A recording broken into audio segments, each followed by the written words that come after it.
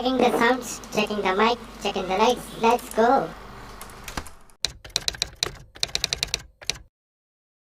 Nineteen 1960 से 1980 तक का ये वो दौर था जहां पर दोनों देशों को अपनी इंटरनल प्रॉब्लम्स के साथ चलते हुए इस वर्ल्ड के शेयर मार्केट में अपनी पकड़ जमानी थी।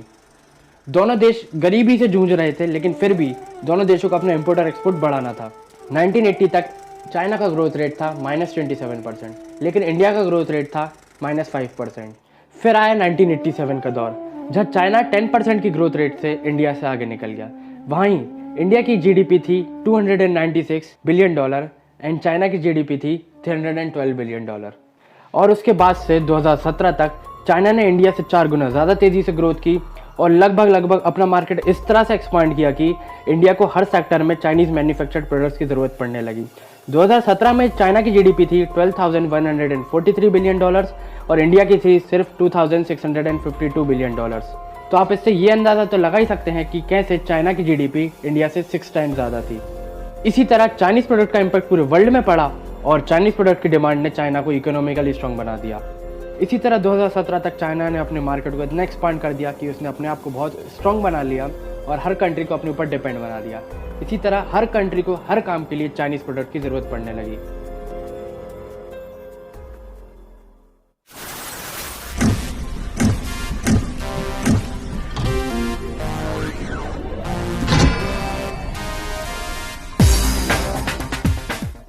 गलवान वैली इंसिडेंट के बाद से एक बार फिर से लोगों में बाइकआउट चाइना का कैंपेन शुरू हुआ है, लेकिन ये कैंपेन अभी का नहीं है। ये कैंपेन 2017 में भी हुआ था, लेकिन वहीं ख़त्म हो गया था क्योंकि लोगों में अवेयरनेस थी नहीं और ना गवर्नमेंट ने कोई एक्शन लिया इसके खिलाफ।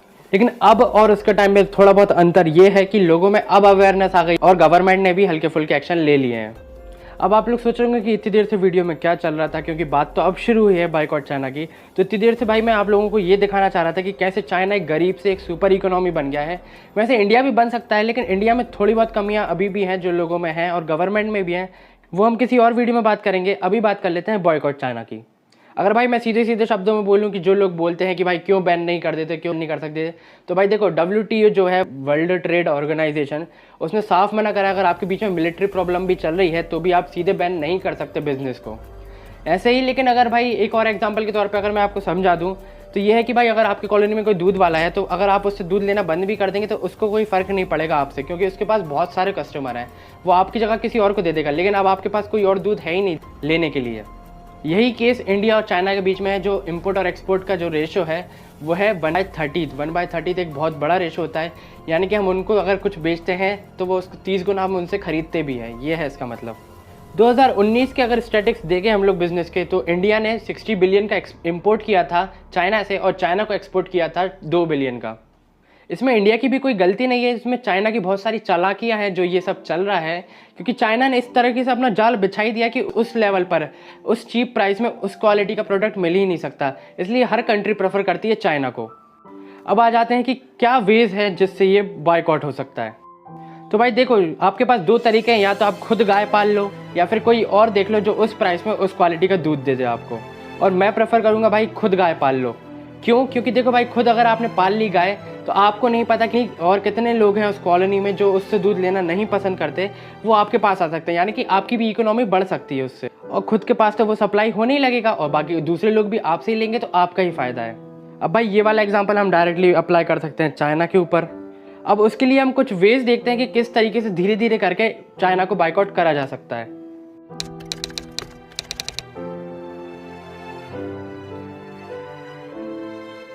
हाँ, तो दूध वाले एग्जाम्पल की तरह अब यहाँ पर भी इंडिया को पहले सेल्फ डिपेंडेंट होना पड़ेगा। वो कैसे?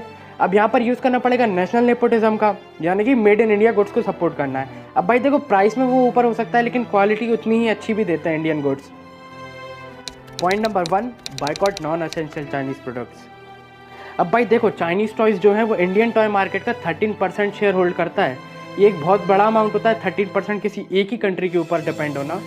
और तो और छोड़ो, वो सब तो ठीक है, लेकिन जो टॉयज़ होते हैं वो बिल्कुल यूज़लेस होते हैं और जो बच्चों का माइंड होता है उसको भी वो एकदम से चॉक कर देता है। यानी कि उनको उसके अलावा और कुछ नहीं दिखता, उनको कोई क्रिएटिव आइडियाज़ नहीं आते।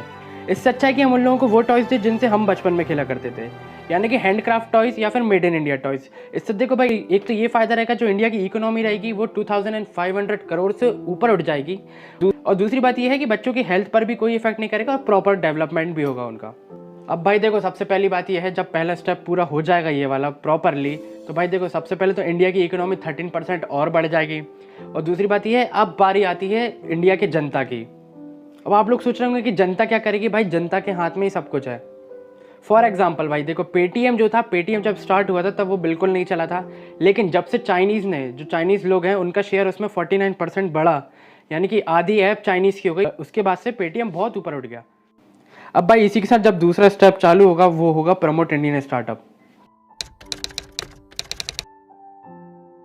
यानी कि इंडिया में जो छोटी मोटी ऐप ग्रो होती हैं उनको हमें खुद इतना सपोर्ट देना चाहिए कि वो चाइनीज़ को अपने शेयर बेचे ही ना। अब भाई देखो, यहाँ पर खेल जाते हैं बाहर के टाइकून, यानी कि उन्हें पता होता है कि ये ऐप में दम है, ये अच्छे डिजर्विंग ऐप है, यहाँ पर ये ग्रो करेगी, इसलिए वो उसमें अपने शेयर्स देते हैं और उस कंपनी को एक बड़ा लेवल पर लेके आते हैं। अगर वही काम अगर हम करने लगे तो इंडियंस को बाहर लोगों की ज़रूरत पड़ेगी नहीं। अब भाई वीडियो में आगे बढ़ने से पहले मैं आपको बता दूं कि this video is sponsored by trueglimpse.com। भाई ये एक इंडियन वेबसाइट है जहां आपको एनिमेटेड बुक्स की समरी डायरेक्ट परोसी जाती है, और जो आपको सीखना चाहिए उसकी हर तरीके की बुक्स भी आपको यहीं मिलेंगी। क्रिएटर यहाँ पे मिलेंगे, डिफरेंट कैटेगरीज आपको मिलती हैं, डिफरेंट लैंग्वेज आपको यहाँ पे मिलती हैं। अब भाई वीडियो में जो पहले मैंने आपको पॉइंट बताया वो मैं इसी के बारे में बात कर रहा था। भाई जैसे ये एक इंडियन वेबसाइट है, अब इसको भी अगर अपन को सपोर्ट नहीं मिला इसको भी, तो ये जितने भी इसकी शेयर वैल्यू होगी वो किसी ना किसी टाइकून को बेच देगा। तो भाई मेरे हिसाब से तो भाई आपको एक बार इस वेबसाइट को गो थ्रू होना चाहिए। नीचे डिस्क्रिप्शन में आपको लिंक मिल जाएगी, एक बार ज़रूर चेक करना। अब बढ़ते हैं भाई वीडियो में आगे और आगे की स्टेप्स डिस्कस करते हैं। अब भाई देखो, जब पहला और दूसरा स्टेप पूरा हो चुका होगा तो इंडिया की जो इकोनॉमी है वो 49% ग्रो हो जाएगी, यानी कि इसके पास इतना पैसा हो जाएगा कि जो इंडियन कंपनीज़ हैं उनको नया नया स्टार्टअप मिलता जाए। और भाई अब यहाँ से स्टार्ट होता है जो तीसरा और लास्ट स्टेप है, डायरेक्ट चाइनीज़ प्रोडक्ट को बैन करना। Step number 3, avoid buying Chinese product. अब भाई इस स्टेप से मेरा मतलब ये नहीं है कि मेड इन चाइना को रोकना है, इस स्टेप से मेरा मतलब है चाइनीज़ कंपनी को रोको, मेड इन चाइना अपने आप रुक जाएगा। कैसे? देखो भाई, अभी क्या होता है, कंपनियों को मिलती है चीप लेबर और स्किल लेबर मिलती है चाइना में, इसलिए वो क्या करते हैं, चाइना में अपने फैक्ट्रियाँ खोलते हैं, वहाँ पे मैन्युफैक्चर कराते हैं। तो वो तो भाई ऐसा रहेगा जहाँ पे इंडिया में जैसी स्किल लेबर हो जाएंगे, चीप लेबर इंडिया के भी हैं, तो जैसी स्किल लेबर इंडिया के होंगे वैसी वो कंपनियाँ शिफ्ट कर देंगी इंडिया की, और मेड इन इंडिया लिखाने लगेगा हर जगह। तो हमें सिर्फ चाइनीज़ कंपनी को रोकना है जो हमारी इकोनॉमी को ग्रो होने से रोकते हैं और हमें मैन्युफैक्चरिंग चीज़ें खोलने ही नहीं देते। अब भाई तुम लोग सोच रहे होगे कि वो कैसे करेंगे, तो देखो भाई, सबसे पहले जो मेड इन इंडिया भी है उसको कम से कम सपोर्ट करो ताकि वो बंद ना हो।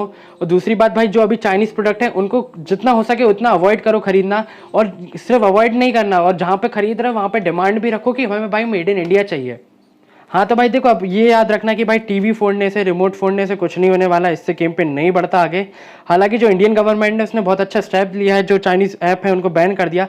कुछ उनके रीजंस थे इकोनॉमी के भी हो सकते हैं, लेकिन कुछ उनके रीजंस थे डिफेंसिव टाइप के, इसलिए उन्होंने बैन किया। और जो भाई उसमें भी मैं आपको क्लिप्स दिखाता हूँ, आप इन्हें देखिए ज़रा।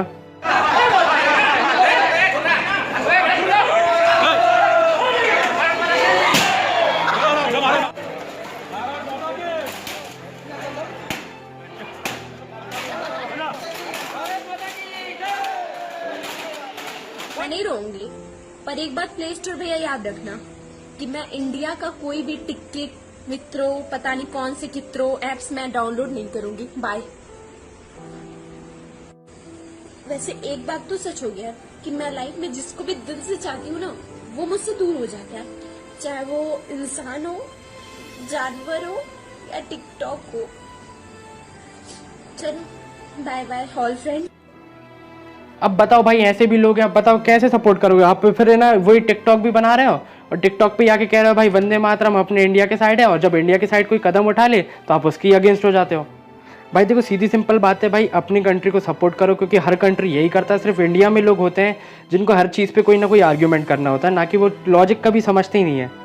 इसलिए भाई आप हर कंट्री में देखो, हर कंट्री का एजुकेशन बहुत अलग है, सब में ना बिजनेस माइंडेड बना देते लोगों को, और अपने सिर्फ यही सिखाते हैं कि जॉब कैसे पाए। हाँ तो भाई देखो, वीडियो की समरी यही है कि डायरेक्ट बैन नहीं किया जा सकता, ये 3 स्टेप फॉलो करनी ही होंगी। सबसे पहले भाई नॉन एसेंशियल चीज़ें हटा दो, हैंडक्राफ्ट टॉयज़ बहुत सारे आते हैं बच्चों के लिए, वो बहुत अच्छे होते हैं, उनको खरीदो। और दूसरा है जो हम खुद हटा सकते हैं वो हम हटा दो, चाइनीज़ जैसे कि जितनी भी ऐप हैं, सॉफ्टवेयर है, सब हटा दो। फ़ोन सिलेक्शन हम कर सकते हैं, चाइनीज़ के अलावा बहुत सारे ऑल्टर फ़ोन भी हैं, वो यूज़ कर लो। और भी बहुत सारी जगह पर बहुत सारे ऑल्टर चीज़ें रहती हैं जो हम सिर्फ एक्सपेंसिव होने के कारण नहीं कर पाते यूज़। तो भाई देखो, थोड़ा बहुत तो अपन को भी सहना पड़ेगा अगर हमको इस कैंपेन को सक्सेसफुल बनाना है तो। और भाई फिर उसके बाद आते हैं एजुकेशन की बारी। तो भाई एजुकेशन में अब हमें खुद सीखना होगा। इंडिया पे पहले बहुत सारी हिस्ट्री थी, बहुत अच्छी अच्छी बातें बताई गई हैं इंडियन हिस्ट्री में, लेकिन इंडियन हिस्ट्री हम लोग पढ़ते ही नहीं है। हम लोगों को वही हिस्ट्री पढ़ना है जो हम लोगों के एजुकेशन सिस्टम में पढ़ाते हैं। तो भाई देखो, वो अगर तुम नहीं ढूंढ पाते तो इस चैनल को सब्सक्राइब कर लो भाई। इसके आगे भी बहुत सारी ऐसी बातें होने वाली हैं, बहुत नई नई चीज़ें पता करने वाले हैं, और भाई आपके माइंड को खोलने के लिए काफ़ी है। अब भाई देखो, इंडियन सपोर्ट का हम अभी से शुरू करो, इस चैनल को सब्सक्राइब करो। वीडियो पसंद आई हो या फिर जो पॉइंट समझ आए हो तो वीडियो को भी लाइक कर देना, और कमेंट में बताना कि भाई आगे क्या क्या तुम्हारे घर में ऐसे चाइनीज़ प्रोडक्ट है जिनको तुम अब हटाने वाले हो, यानी कि आगे से नहीं खरीदने वाले। मैं मिलता हूँ आपसे अगली वीडियो में, तब तक के लिए फेयरवेल विशेष के साथ, नमस्ते।